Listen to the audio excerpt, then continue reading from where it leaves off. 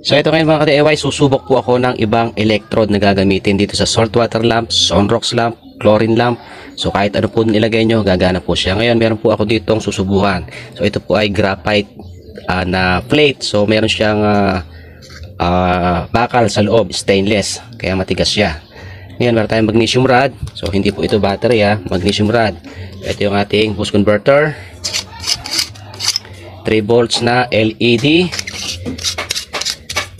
Ngayon maglalagay po ako ng sunrox dito sa container niya. So titingnan ko po kung siya ay iilaw. Konti lang yung nailagay ko. Ayan. Oh, yan, milaw siya mga ka-DIY.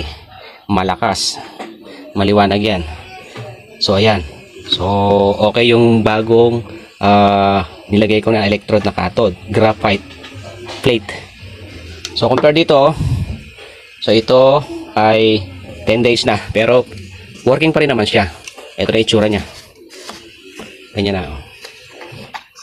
So ayun, malapit na maubos pala yung magnesium rod. So mahigit 10 days na siya. Kaya pala mahina na o bagyan lang yung nakasawsaw. Pero nailaw pa rin.